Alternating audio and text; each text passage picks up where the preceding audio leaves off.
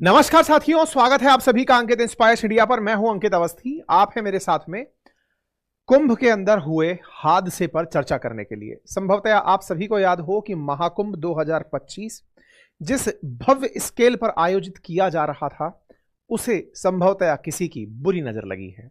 ऐसा मैं इसलिए बोल रहा हूं कि जिस स्तर की तैयारियां, जिस स्तर की सारी व्यवस्थाएं थी, जिस खुशी के साथ सब लोग इस भव्य कार्यक्रम में शामिल होने जा रहे थे, कल से लेकर आज तक लगातार कुंभ से जो खबरें आ रही हैं, उससे सब लोग कहीं ना कहीं अंदर से व्यथित हैं, अपनों की चिंता में पीड़ित हैं। और बहुत से लोग जो जाने वाले थे, उन्होंने अपने प्लान्स को आइदर पोस्टपोन कर दिया है या लोगों की संख्या को घटा दिया है। ऐसा जो घटित हुआ, उसके पीछे क्या कारण जिम्मेदार थे, आज के सेशन में हम चर्चा करने वाले हैं साथियों। हालांकि कल महाकुंभ में मौनी अमावस्या के दिन हुआ हादसा महाकुंभ के इतिहास में पहला हादसा नहीं था। वर्ष 1954 में जब देश ताजा ताजा आजाद हुआ ही था, तब प्रयागराज में ही संगम के तट पर आयोजित हुए महाकुंभ में 800 लोगों की जान केवल नदी में डूबकर चली गई थी। 1954, 86, 2003 और 2013 ये चार क्रम ऐसे रहे हैं जब महाकुंभ में हादसों की घटनाएं रही हैं।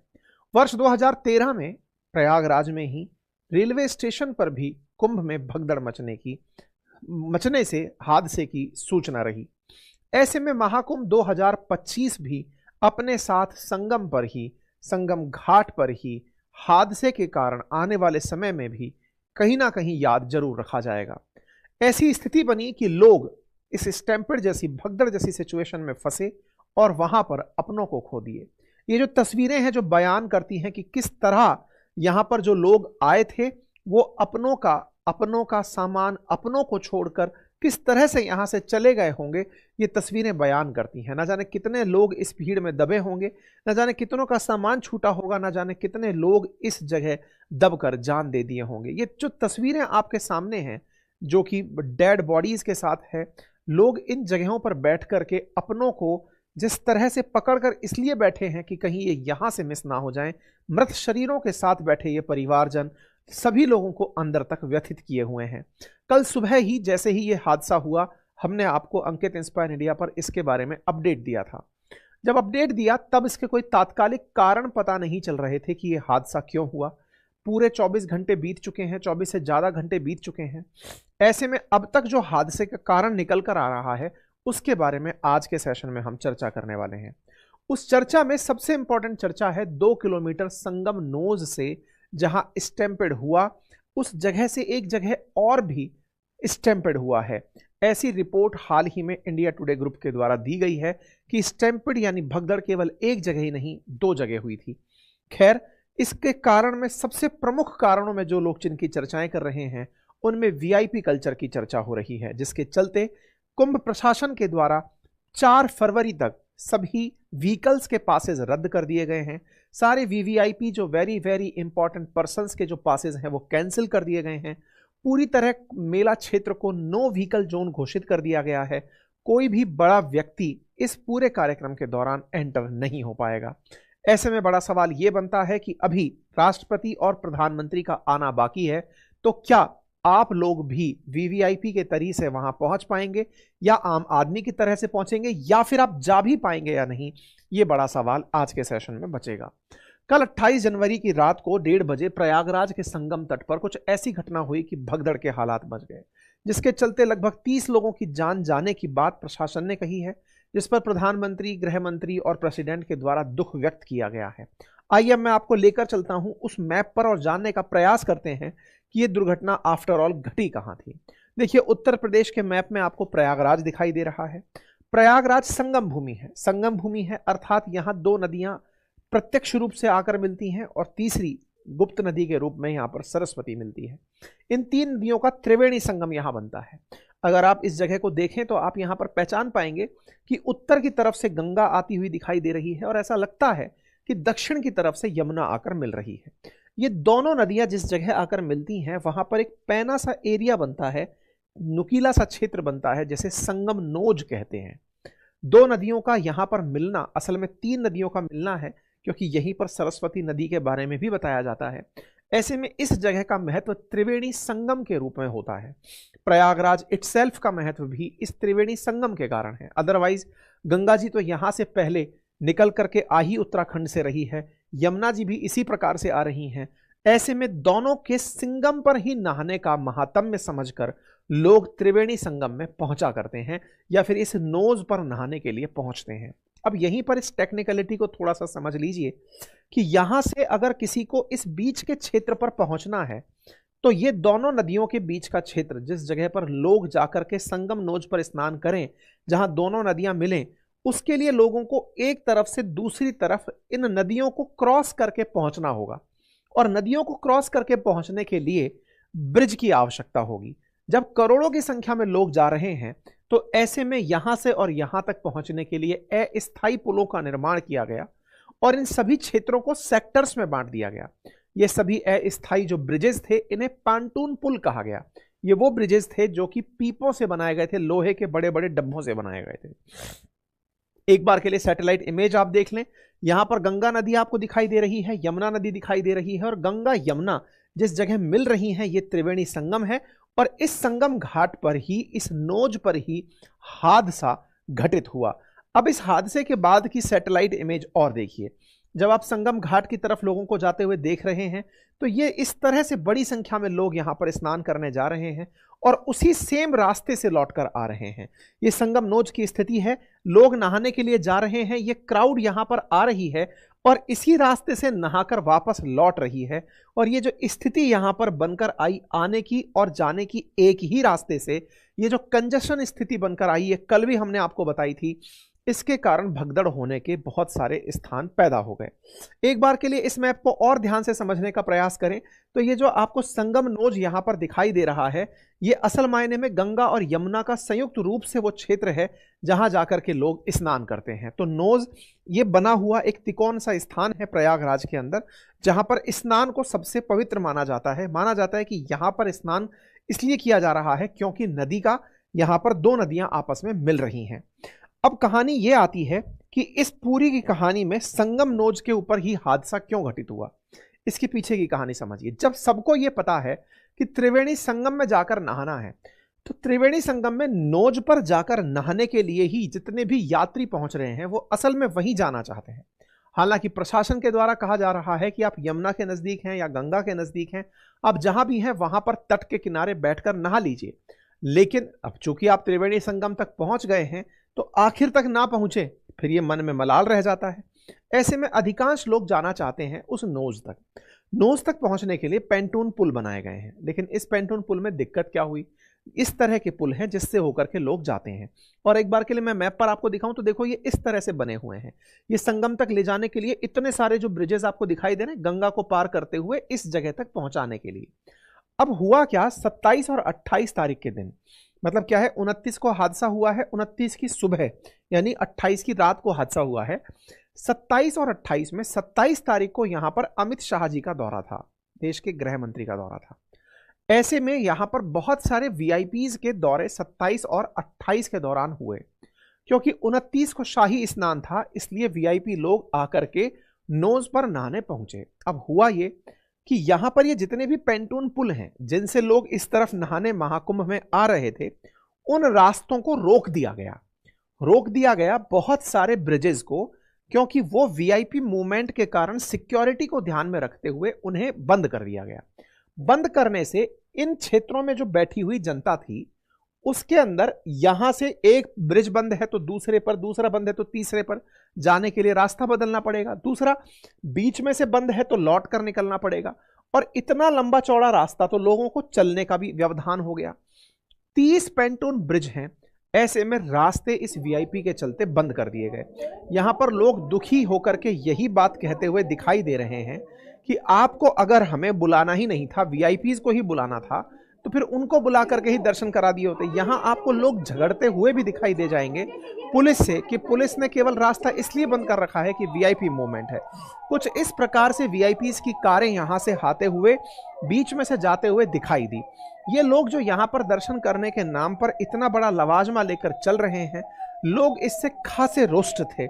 इन लोगों के आने जाने से यहाँ के रास्ते अवरुद्ध हुए और लोग पुलिस से झगड़ते हुए, बहस करते हुए 27 और 28 तारीख को दिखाई दिए। वीआईपी मूवमेंट के चलते 27-28 जनवरी के दिन गृह मंत्री अमित शाह जी, बाबा रामदेव, अरुणाचल प्रदेश के गृह मंत्री मामा नातुंग, किरण रिजिजू, मिलिंद सोमन, अरुण गोविल, अमेरिकी रॉक बैंड के कोल्ड प्ले के सिंगर क्रिस मार्टिन जैसे वीआईपीज का इस क्षेत्र के अंदर मूवमेंट था। जब इतने सारे लोगों का मूवमेंट था तो उनकी सुरक्षा को ध्यान में रखते हुए इन रास्तों को बंद किया गया। अब यहां पर दो बड़ी बहस खड़ी हो जाती है, जब आप हैंडल ही नहीं कर सकते तो वीआईपीज को बुलाया क्यों गया? और बहुत सारे लोग बार बार एक ही सवाल दोहरा रहे हैं कि आपको जब इतने बड़े लोग बुलाने ही थे तो आप संगम नोज पर एक हेलीपैड बनाते, हेलीकॉप्टर से वो आकर लैंड होते, होकर के सीधा स्नान करते और वहां से निकल जाते। उनके लिए जनता को इतनी बड़ी भीड़ को क्यों परेशान किया? जहां आम आदमी एक तरफ 25 किलोमीटर दूर अपनी कार खड़ी करके या ट्रेन से या बस से रुक करके आ रहा है और आपको लास्ट तक, नोज तक अपनी कार से जाना है। जिन लोगों की वजह से आप लोग हैं, आप ही लोगों की वजह से वो लोग परेशान हो रहे हैं।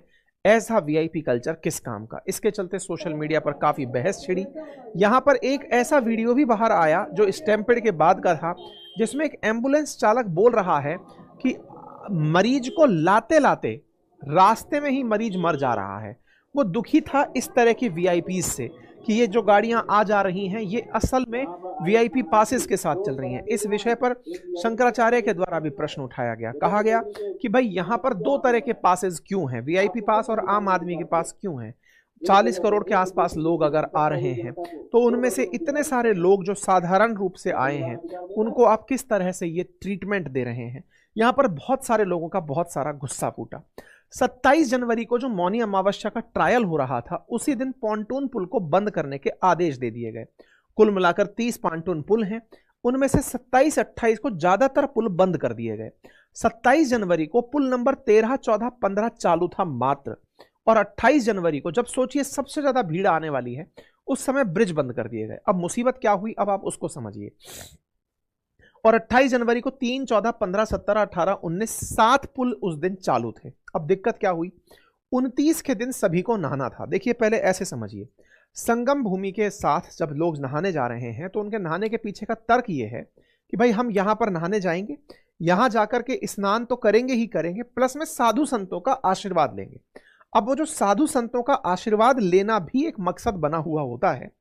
ऐसे में लोगों को इसी नोज पर, ये वाला जो पर्टिकुलर नोज है, इस नोज पर आने वाले साधु संतों के आशीर्वाद भी चाहिए होते हैं कि भाई हम आ रहे हैं, नागा साधु इन्हीं समय पर दिखाई देते हैं, अखाड़ों में दिखाई देते हैं, तो क्यों ना हम उनके दर्शन भी कर कर जाएं। इस नोज पर चूंकि आपने पहले ही लोगों को रोक दिया आने से, तो जो लोग 27-28 को जैसे तैसे इस तरफ आ गए थे, क्योंकि 30 में से जो न्यूज मीडिया बता रहा है, कुछ कह रहे हैं कि 30 में से 27 को 5 पुल ही चालू थे और 28 को 7 पुल ही चालू थे। 29 को जनता को आना है, बड़ी संख्या में लोगों को आना है, और ब्रिजेस को बंद कर दिया गया। तो बोले ऐसे में जो लोग इस तरफ आ गए थे वो इसी तरफ रुक गए, वो यहां से उधर की तरफ लौट कर नहीं गए। क्यों नहीं लौट कर गए? कि इतना सारा ब्रिज क्रॉस करके कौन जाएगा? अभी ब्रिज पता चले कौन सा वीआईपी के चक्कर में बंद हो गया, और फिर जब साधु संत आते हैं तो भी रास्तों को रोक दिया जाता है। तो ऐसे में जो लोग यहां रुक गए वो यहीं पर रुके रह गए, रात्रि उन्होंने यहीं पर विश्राम कर लिया, ये सोचकर कि 29 को यहीं पर वो लोग आएंगे और हम यहीं पर स्नान भी करेंगे और दर्शन भी करेंगे। उनका यहां रुकना, और 29 के दिन जो यात्री, अन्य यात्री भी यहां आना चाहते थे, उनका आना, तो वो जो आने वाले थे ना, उनके भीड़ के भंवर में यहां जो रुके हुए लोग थे, जो यहां पर सोए हुए लोग थे, वो कुचलाव आ गए। मतलब हालत आप देखें तो कुछ इस प्रकार की स्थिति बनी कि जो लोग यहां पर सो रहे थे उनके ऊपर से लोग होकर गुजरना शुरू कर दिए। तस्वीरें आपके सामने हैं, लोग समझ ही नहीं पाए, भीड़ एकदम टूट पड़ी। तो इसमें प्रशासन की जो सबसे बड़ी विफलता क्या रही, तो यहां पर समझने योग्य बात यह है कि प्रशासन ने 27 और 28 को पॉन्टून पुल को अगर खोल कर रखा होता तो लोग यहां पर रुकते ही नहीं, वो निकल जाते वापस, और 29 के दिन संभवतः वापस आते हैं। नंबर एक, अगर इतने ही ब्रिजेस बनाए गए थे तो सेम ब्रिज से आने का और जाने का रास्ता कैसे हो सकता है? अगर आपने 30 ब्रिज बनाए हैं तो अल्टरनेटिव एक ब्रिज आने का और एक ब्रिज जाने का होता, तो संभवतया यहां पर इस तरह की स्थितियां ना बनती। कहने में जानकारों की न्यूज का पता यह चल रहा है कि यहां पर एक किसी ने अफवाह ये उड़ा दी कि साधु संत नहाने आ रहे हैं। सुबह के समय ऐसी स्थिति बनी कि यहां सोए हुए लोगों में भगदड़ का माहौल बन गया कि नागा साधु स्नान के लिए आ रहे हैं, जबकि नागा साधुओं ने स्नान मौनी अमावस्या की दोपहर में जाकर किया है इस दुर्घटना के चलते। जब ये साधु संत आते हैं तो आम जनता को वैसे ही हटाया जाता है, तो ऐसे में इस तरह से जनता को हटाया जाता है तो लोगों को लगा रात को हटाया जा रहा है, साधु संत स्नान करने के लिए आ रहे हैं। तो बड़ी भीड़ के चलते वहां लेटे हुए जो लोग हैं वो इस तरह की दुर्घटना के शिकार हुए। यहां पर आप देख सकते हैं महाकुंभ के अंदर कमिश्नर का एक वीडियो काफी वायरल हुआ, जिसमें वो लोगों को जो सो रहे थे उनको मैसेज करके कह रहे थे कि जो सो रहे हैं वो खोते हैं, आप कुचले जाएंगे, भगदड़ की आशंका है, वहां से उठ जाइए। आप जो लोग वहीं रुक गए हैं, आपका रुकना ठीक नहीं है, आप वहां से उठिए और वहां से आने जाने का रास्ता छोड़िए। लेकिन जो लोग वहां रुके रह गए उनके साथ में जो हालात हुए वो तस्वीरें स्वतः ही बयान कर रही हैं। एक और कमी निकल कर आई और वो ये थी कि जितने सारे लोगों ने स्नान किया उसके मुकाबले वहां पर सिक्योरिटी फोर्सेस नहीं थी।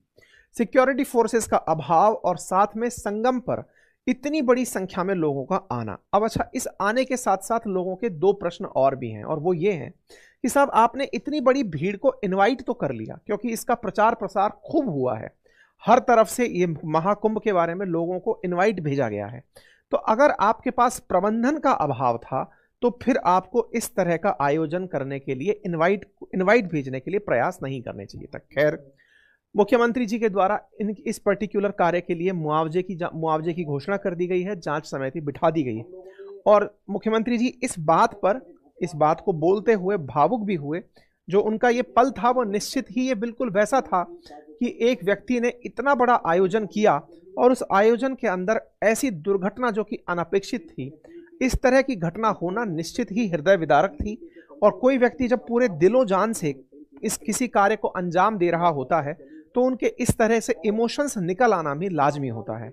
सीएम साहब का दुखी होना तो बना, लेकिन जिन्होंने अपने परिवारजन खो दिए उनके दुख कहीं इनसे ज्यादा लोगों को फील हो रहे हैं। लोगों का कहना है कि सीएम साहब आपने क्यों नहीं पहले से ही इस पूरी व्यवस्था को लेकर के इस बात की जांच करी, क्योंकि साल भर से तैयारियां चल रही थी, 7,500 करोड़ से ऊपर का बजट केवल इस मेला प्रबंधन में लगा था। तो ऐसे में इस तरह की गलतियां कैसे हो सकती हैं। हालांकि पुलिस की तरफ से, मतलब सरकार की तरफ से इसके लिए जुडिशियल प्रोब बिठा दी गई है, लेकिन जिनके लोग चले गए उनका तो वापसी आना संभव नहीं है। लेकिन जो बाकी लोग हैं अब उनको संभवतः आने वाले समय में यहां पर सहूलियत मिल जाएगी। साथियों, इसके साथ साथ ही एक न्यूज और मार्केट में आई और वो ये है कि इसी संगम के तट से 2 किलोमीटर दूर भी एक और स्टैम्पेड भी हुआ और उस स्टैम्पेड के अंदर भी लोगों के मरने की खबर है। ऐसा इंडिया टुडे की तरफ से कहा गया कि एक जगह और स्टैम्पेड हुआ और वो हुआ झूसी क्षेत्र में। यानी कि ये तो नोज वाला इलाका है, उसके जस्ट अपोजिट साइड में झूसी नामक क्षेत्र पर सुबह 5:30 बजे, यहां संगम नोज पर तो सुबह 1:30 बजे वो हुआ है, स्टैम्पेड हुआ है। सुबह 5:30 बजे जो है वो झूसी क्षेत्र के अंदर भी बोले स्टैम्पेड हुआ और उसकी जो गवाह है बोले ये सारी तस्वीरें हैं, लोगों के जाते हुए कपड़े, कुचले हुए लोगों के कपड़े, ये सब दिखाई दे रहे हैं। लोगों का कहना है कि वहां तक की तो रिपोर्टिंग अभी तक पहुंची ही नहीं है। झूसी क्षेत्र में भी स्टैम्पेड हुआ है और वहां पर भी काफी सारे लोगों की जान गई है, ऐसा लोगों का कहना है। और जिस तरह से बुलडोजर यहां से लोगों के कपड़े हटा रहा है, जूते चप्पल जो फंसे हुए हैं वो हटा रहा है, उसे देखकर तो लगता है कि कुछ तो भीषण यहां पर हुआ था। खैर, अब इस क्षेत्र में जिनके लोग चले गए वही आकर के इस बारे में अपनी जानकारी देंगे। अब बड़ा सवाल यह है कि साहब ऐसे क्षेत्र को फिलहाल के लिए नो व्हीकल जोन और वीवीआईपी से मुक्त कर दिया गया है कि यहां पर अब कोई वीवीआईपी पास नहीं चलेगा। इस बीच में सरकार के द्वारा जो भी प्रयागराज आने वाली सड़कें थी, चाहे फिर वो बदोही से चित्रकूट, कौशाम्बी, फतेहपुर, प्रतापगढ़, जौनपुर, मिर्जापुर, ये सब रास्ते बंद कर दिए गए और जो लोग इस जगह से आ रहे थे वो लोग भी रास्ते में फंस गए, उनके परिवारजन भी रास्ते में फंस गए। लगभग 3 लाख से अधिक कारें सड़कों पर फंसी हुई हैं, क्योंकि जिन लोगों को अचानक रोक दिया गया, जो इस उम्मीद में जा रहे थे कि प्रयागराज जाकर के स्टे करेंगे, उनको रास्ते में रोक देने से फिर से बवाल खड़ा इस बात का हो गया कि वो परिवारजनों के साथ बीच में अचानक रुक गए। तो एक प्रकार की बड़ी अव्यवस्था यहां पर देखने को मिली। ऐसे में पूरे क्षेत्र को नो व्हीकल क्षेत्र घोषित कर दिया गया है। फिलहाल में 1 वे घोषित कर दिया गया है रास्तों को, ताकि एक तरफ से आने का और एक तरफ से जाने का लगा दिया गया है। 4 पहिया वाहनों की एंट्री को पूरी तरह रोक दिया गया है। यह काम अगर पहले ही हो गया होता तो संभवतः ऐसे हादसे नहीं होते। अब बड़ा सवाल यह है कि जब इतनी पाबंदियां लग गई हैं तो फिर आपका क्या होगा, क्योंकि यहां पर वीआईपी प्रोटोकॉल को पूरी तरह से बंद कर दिया गया है। तो राष्ट्रपति और प्रधानमंत्री यहां कैसे पहुंचेंगे? तो पहले तो यह जान लीजिए कि प्रधानमंत्री असल में यहां 5 फरवरी को पहुंचने वाले हैं और 10 फरवरी को राष्ट्रपति यहां पर पहुंचने वाले हैं। प्रधानमंत्री जब पहुंचेंगे, प्रधानमंत्री के पहुंचने से पहले ही 4 फरवरी तक के लिए ही वीआईपी प्रोटोकॉल बंद किया गया है। 5 फरवरी को वीआईपी प्रोटोकॉल ऑन रहेगा एज पर जो अब तक की न्यूज है उनके आधार पर।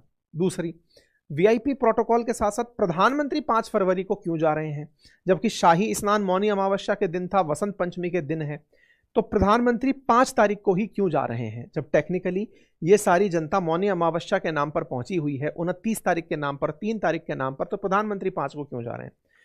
तो फिर लोगों ने यहां के बारे में तिथि निकाली तो पता चला कि 5 तारीख को गुप्त नवरात्रि का अष्टमी दिन है और प्रधानमंत्री नवरात्रि रखते हैं। नवरात्रि के समय पर उस दिन माघ अष्टमी है और माघ अष्टमी गुप्त नवरात्रि है, बोले इस कारण से वो त्रिवेणी संगम पर जाकर के इस तरह का डुबकी लगाने वाले हैं। नंबर 1। दूसरा जो कारण निकाला गया वो पॉलिटिकल कारण है, बोले 5 फरवरी को दिल्ली के अंदर चुनाव है, तो प्रधानमंत्री कहीं ना कहीं अपने इस कार्य से भी लोगों को, वोटों को प्रभावित करने का काम कर रहे हैं। खैर जो भी है, प्रधानमंत्री पूरी तरह से राजनीतिक पद है, तो वो जिस तरह से इस काम को करते हैं उससे प्रभावित तो लोग होने ही हैं। खैर फिलहाल के लिए उम्मीद है कि आप सभी साथियों को ये जानकारी काम की होगी। अपने साथियों के साथ इसे जरूर साझा करें। बाकी आपकी जो भी राय है वो कमेंट बॉक्स में जरूर रखें। फिलहाल के लिए इतना ही।